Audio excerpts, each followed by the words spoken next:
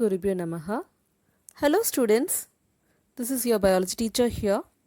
Welcome back to my next part of the video on the chapter Why Do We Fall Ill?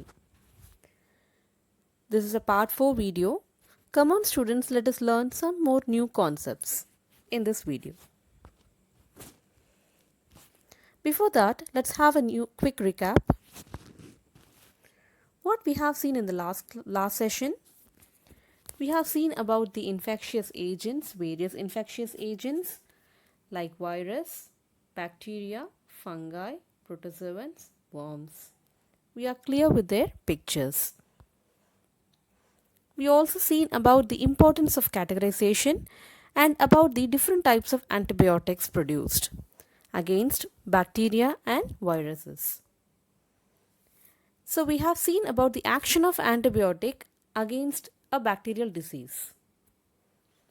And we also seen about the action of antibiotic against a viral disease in detail. And then we have seen about the different means of spread of the disease from an infected person to a healthy person.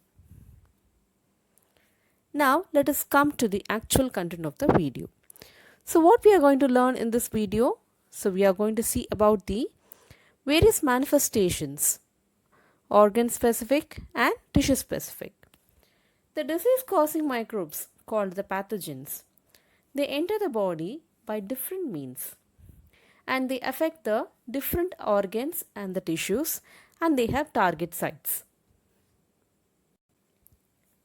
This can be well explained by the following examples. The microbes which enter through the nose are likely to go to the lungs. So for example, the bacteria which causes tuberculosis will enter through the mouth or the nose, but they affect only the lung area. The signs or the symptoms might be cough or breathlessness or any respiratory abnormalities. If the microbes are going to enter through the mouth, they are likely to enter into the gut, that is the intestines. So example, the typhoid causing bacteria, they enter into our body through a dirty water or unclean water and they causes typhoid. And even some bacteria affect the liver and they can cause the jaundice, that is the improper functioning of the liver that ends up with the discoloration of the skin. The next is the virus which causes AIDS, that is the HIV. They enter into the body through the sexual organs during the sexual contact and they spread through the lymph to all parts of the body and they affect only the T cells of the immune system. What happens? Thus, the signs and symptoms are different. The effects of the HIV AIDS are because the body cannot fight against even the small minor infections that we face every day. Example, even a small cold can become as a pneumonia. And even a small minor gut infection can cause a bloody diarrhea. So ultimately, it is these small infections actually kills the people suffering from HIV AIDS. Next we look about the virus which causes Japanese encephalitis, which is commonly called as a brain fever. This enter into the body through a mosquito bite, that is through a vector medium, and they enter into the brain. The symptoms might be the headache, vomiting, or fits or even unconsciousness. So the signs and the symptoms of a particular disease depends upon the target sites which the microbe affects. In addition to these tissue-specific and organ-specific manifestations, the immune system also has some other effects called as inflammation. An active immune system will recruit many other cells to the affected area to kill the pathogens. This recruitment process is called as inflammation. So example, the local effects like swelling, redness, pain and even fever are some of the common effects of inflammation, or it is a part of the process. Now let's learn about HIV AIDS. What is HIV? It is the human immunodeficiency virus. So what it will cause? It will cause a disease called the AIDS, that is acquired immunodeficiency syndrome. So HIV virus is a RNA based virus that causes this disease. What happens if this disease attacks? It attacks the immune cells of the immune system. That is, it will attack the T helper cells, which is responsible for all the immune responses in a immune system in a body.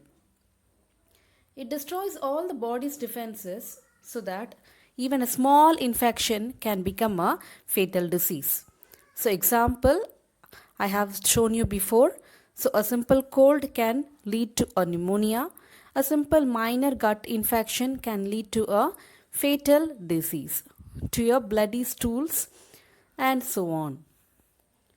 The body becomes so vulnerable to all infections and cancer type of diseases, in which it is not seen in a normal healthy person. Let's see about the routes of transmission of HIV. First is the sexual contact from male to female and female to male. The second one is the bloody exposure, that is by injecting, using the injections which was used for drugs, and the needle sharing. So occupational exposure involves the people who are connected with each other in an occupation, and transfusion of blood products. So transfusion of blood. So even that can lead to the transmission of this disease. Perinatal involves the transmission from the mother to the baby in the womb or during breastfeeding. Let's look about the importance of an immune system. The severity of a disease always depends on the number of microbes present in a body. If the number is very small, the disease manifestations will be minor. If the number of the microbes is very large, then the disease can even be life-threatening. So it is a tug of war between the number of microbes and the number of immune cells of an organism. So the immune system is a major factor that determines the number of microbes surviving in that organism. Next, we look about the principles of treatment. So once the infectious disease has been entered into a body, we have to look out for the proper diagnosis and for a proper treatment. Let us see what are they. That is seen in two ways. That is, the first one is to reduce the symptoms and the effects of the disease, and that is called the symptom directed treatment. The second one is by killing the cause of the disease, that is destroying the root cause, that is nothing but the pathogens. Now we'll see in detail about symptom directed treatment.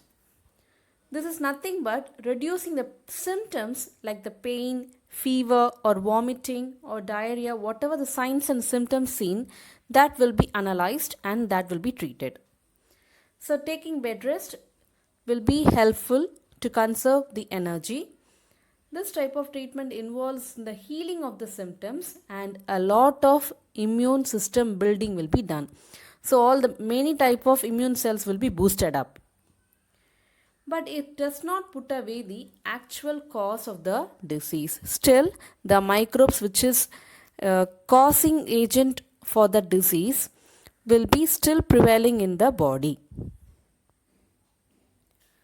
Next, we'll see about destroying the root cause. So, this is nothing but taking the medicines. So, taking the medicines to kill the microbes. So, how it is done? It is done accomplished by blocking the cellular pathways. So, we have seen that for every microorganism there is a unique cellular pathway that is traced out, and the antibiotics are prepared according to this process. And and the pathways will be blocked according to that. So, this is achieved by production of new antibiotics for variety of microbes. And we have already seen that the antibiotics cannot work against viral disease as like a bacterial disease. Why? Because virus will enter into our body, they will utilize all our machinery, and they cannot, and whatever antibiotics going to be taken will be killing our own cells. Despite these limitations, nowadays there are effective viral drugs are being produced. That is, the viral target sites are nowadays analyzed by advanced biochemical processes, and now the drugs are being synthesized. Example, the medicines or the drugs for the HIV infection, which makes it to be at the control. So that's it, students. Well, I hope all have understood the concepts we have discussed in this video. In the next session, we will look about the principles of prevention and the immunization process. Thank you so much.